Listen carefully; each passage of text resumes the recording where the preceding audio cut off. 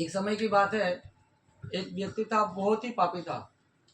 तो वो इतना पापी था, वो करते करते उसका जब मृत्यु हो गया, तो जब शायद मैं कथा बताया होगा आप लोगों को, और जब यमराज जी के पास गए तो यमराज बोले कि तुमको सिर्फ एक दिन जो है कि स्वर्ग में वास है, बाकी दिन जो है कि तुमको नरक में यहाँ पे रहना है। अब बताओ तुम क्या करना चाहते हो, एक दिन के लिए स्वर्ग में जाओगे कि बाकी दिन जो यहाँ नरक का बिताने के बाद एक दिन के लिए स्वर्ग जाओगे?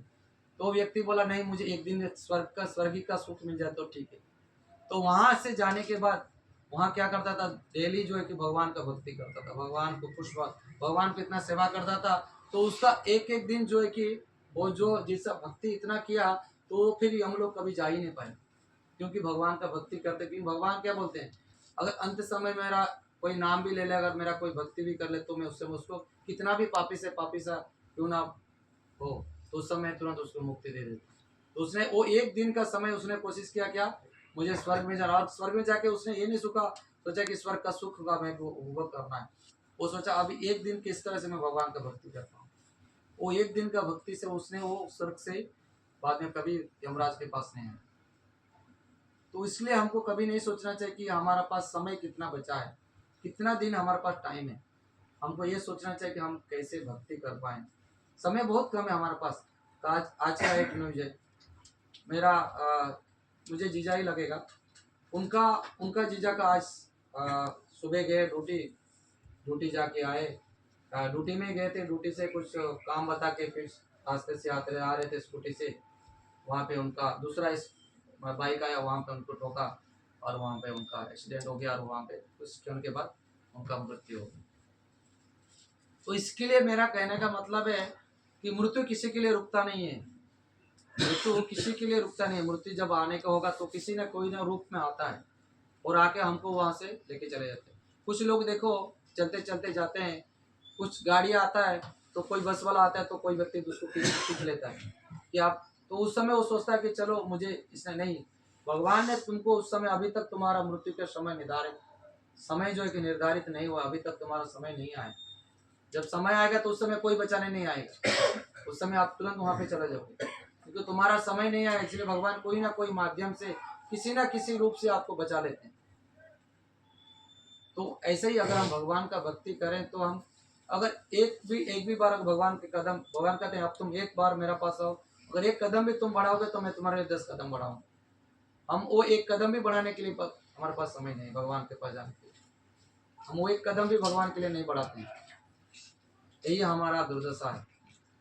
तो हमको क्या करना चाहिए, हमारे पास कितना भी समय हो, जितना भी हमारे पास टाइम हो, ये नहीं सोचना चाहिए कि अभी हमारे पास समय है, वृद्ध होगा, मतलब अभी जब हमारा पूरा काम हो जाए बाद में भगवान का भक्ति कर पाए, उस समय आप भगवान का भक्ति नहीं कर पाएंगे, क्योंकि आपके पास उस समय भगवान का माला जपने करने के लिए भी आपके पास समय नहीं रहेगा। आप सोचोगे मैं कहाँ रहूँ, कैसे रहूँ, इस कैसे आज का दिन जाएगा, इसमें आप निरंतर चिंता में रहेंगे। अगर अभी से आप भगवान का भक्ति करें तो भगवान आपको कोई ना कोई मार्ग जरूर दिखाएगा, कोई ना कोई रास्ता, क्योंकि आप अच्छा कर्म करते हो तो अच्छा ही भगवान आपको प्रदान करेंगे। ऐसा नहीं कि आपको गलत रास्ता में भगवान छोड़ देंगे, कभी नहीं छोड़ेंगे। अगर अच्छा कर्म करोगे, देखो अभी अभी उदाहरण में देखो, बांग्लादेश में कितना बड़ा, बांग्लादेश में जो हुआ, जो हिंदुओं के पास जो कुछ हुआ, कितना बड़ा ये हुआ। अभी देखो बारिश की वजह से जो वहाँ का माहौल पूरा एकदम इधर बितर हो गया, वहाँ पे खाने के लिए किसी के पास दाना दाना नहीं। तो वहाँ पे देखो अभी इस्कॉन के जो भक्त लोग है, जिसको वो लोग ने पीड़ित किया, जिसका मंदिर जला दिया, मंदिर में आग लगा दिया, बहुत सारा किया, उन्होंने क्या करता, भगवान का प्रसाद बना के सब घरों में जाके प्रसाद बांट, वो भी नौका में, ले छोटा सा नौका बनाए, सब में लेके जाके भगवान का प्रसाद बांट रहे। सब लोग उसको स्वीकार ले रहे, सब लोग, क्योंकि भूख किसी के लिए नहीं देखता है, कि जात पात नहीं देखता है, वो वहाँ पे उसको स्वीकार रहे, उसको ग्रहण कर रहे हैं। तो अगर वही वो लोग चाहेंगे कि छोड़ो ये लोग इतना हमको तकलीफ दिया, हम क्यों उनका सेवा करें, ऐसा कभी नहीं सोच। शत्रु भी अगर उस समय अगर उस परिस्थिति में है, दुख में है, तो हमको उसका सहायता करना चाहिए। वो अगर हमारे पास ना आए ठीक है, पर हम, क्योंकि उसको वो लोग जा नहीं सकते थे, उस समय इतना पानी है, कहीं नहीं जा पा रहे सहायता के लिए, तो वो लोग जो कृष्ण का जो रूप है, वो लोग जो बोले कि सबको किसी ना एक समय का भी तो कम से कम खाना मिलना चाहिए, तो वो लोग प्रयास करें किसी तरह किसी माध्यम से कैसे उनको खाना देने के लिए, जो भी हो, खिचड़ी हो चाहे कुछ भी प्रसाद हो, प्रसाद तो प्रसाद होते, ये नहीं कि हमको 56 भोग चाहिए। तो ये हमको हमेशा ये करना चाहिए। तो इसी मेरा कहने का मतलब जो भगवान मतलब जो हम लीला ये कर रहे थे भगवान को रस्सी में बांधने का, तो भगवान यही है कि किसी के लिए भगवान नहीं है, अपना खुद इच्छा प्रकट करें तो भगवान तुरंत बांध गए। जब बंध भी गए तो फिर वहाँ पे भी भगवान ने एक लीला प्रकट कर ली। वहाँ पे जो वहाँ पे 2 पेड़ों का वृक्ष था, जो वहाँ पे यमला जमला अर्जुन यमला अर्जुन जो 2 पेड़ थे उनका भी उद्धार वहाँ पे भगवान ने कर लिया, क्योंकि उन्होंने भी बहुत बड़ा एक किए थे, अपराध किए थे। उनको भी मतलब बोलते हैं ना, धन ऐसा चीज है, व्यक्ति को धन जब किसके पास आ जाता है तो व्यक्ति सोचता नहीं कि मुझे इस धन को कैसा खर्च करना चाहिए, उसका दिमाग काम नहीं करते धन को। तो देखो कुछ व्यक्ति धन को अच्छी तरह से यूज करते हैं, कुछ लोग जो है तो धन को अच्छी तरह से यूज नहीं करते। वो जो यमला अर्जुन जो थे, वो जो कुबेरी के पुत्र थे, उनको इतना घमंड था कि मेरा बाप का पैसा है, मुझे कैसा भी उड़ाऊं, कौन कोई मेरे को बोलने वाला है। तो उन्होंने एक समुद्र, एक नदी था, नदी में स्नान कर रहे थे, निर्वस्त्र होकर स्नान कर रहे थे, और वहाँ पे कुछ कन्या भी थी, वहाँ पे भी उनका साथ क्रीड़ा कर रहे थे।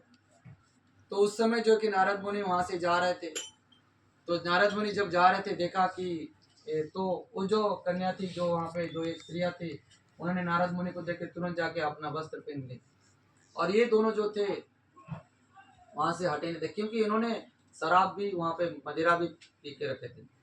तो उनको पता नहीं था कि एक ऋषि का कैसा सम्मान करना चाहिए, कैसे उनका आदर करना चाहिए।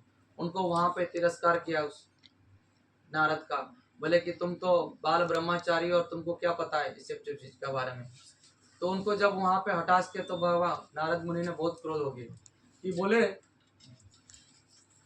तुम लोग का जो स्वभाव है, तुम लोग जो है कि एक ऋषि आने के बावजूद भी तुम लोग जो है कि बाहर उन कन्याओं ने किया, आप लोगों ने उसको भी तुम लोग ये नहीं किया। तो तुम लोग को जो निर्वस्त्र हो के जो तुम लोग इस नदी में हो, तो तुम लोग को ऐसा ही एक योनि मिलना चाहिए। वो योनि होता है पेड़ पौधों का, उनको कोई कपड़ा का आवश्यकता नहीं पड़ता है, बारिश का आवश्यकता नहीं पड़ता है, धूप कोई घर का जरूरत नहीं पड़ता है। तो उनका जो व्यवहार था वैसा था। तो उसी समय नारद मुनि ने उनको श्राप दे दिया कि तुम दोनों का जो व्यवहार था सेम पेड़ों का जैसा ही था, तो तुम दोनों जो के पेड़ बन जाओ। तो देखो उन्होंने पेड़ बन गया। फिर भगवान को प्रार्थना किए तो नारद मुनि ने फिर से उनको बोला, भगवान जब द्वापर युग में जब भगवान कृष्ण आएंगे तब जाके तुम दोनों का उद्धार हो।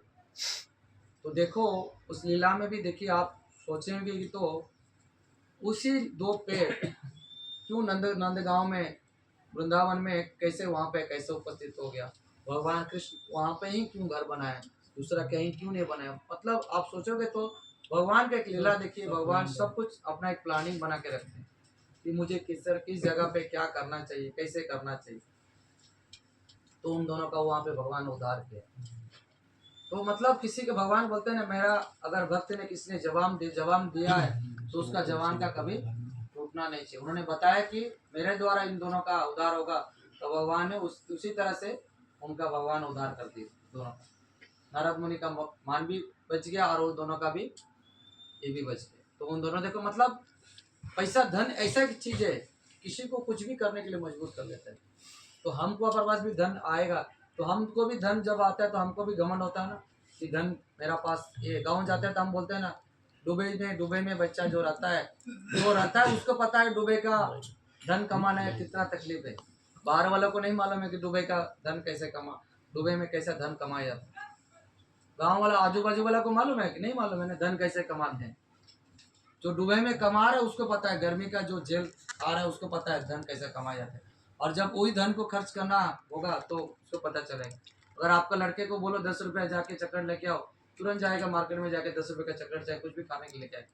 वही लड़के को बोलो चाहे 10 रुपये कमाओ और उसके बाद मेरा पास लेके और जो 10 रुपये लेके जा खर्च करो, अभी कभी खर्च नहीं करेगा। उस लड़के को बोलो अगर 10 जो भी आपका लड़का हो, 15 साल का लड़का हो, जो भी हो, अगर वो इतना ये है और आप 10 रुपये दे तो तुरंत जाएगा दुकान में जाके उसको कुछ ना कुछ खरीद के खा लेंगे।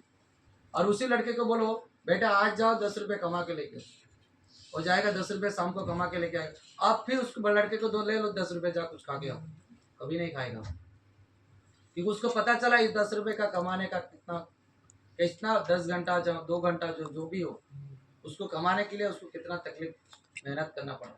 हम जो है कि अभी कमा के रख तो लेंगे, और हम अपना बच्चे लोग को आगे शिक्षा नहीं देंगे तो लोग क्या करेंगे उसे, और धन ज़्यादा का होता है बीच में। व्यर्थी में ही ऐसे ही नष्ट करेंगे। तो उनको पता नहीं चलेगा। हम कभी नहीं सोचना चाहिए कि इस धन को हमारा नाते पुता ये सब लोग तो वो सही तरीके से उसको इस्तेमाल नहीं करेंगे, उसको गलत तरीके से। जैसे मैं आपको उदाहरण दिया, तुरंत जाके उसको खर्च करके आएगा, उसको पता नहीं चलेगा वो 10 रुपये का महत्व क्या है।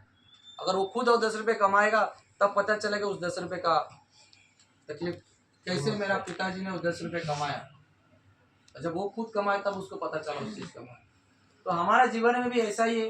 भगवान हमको हर चीज़ के बारे में सुविधा देते हैं। धन भी कमाओ और भगवान का भक्ति भी करो, कोई प्रॉब्लम नहीं है। और जो भी भगवान के लिए बना रहे हो, जो भी आप अपने लिए बना रहे हो,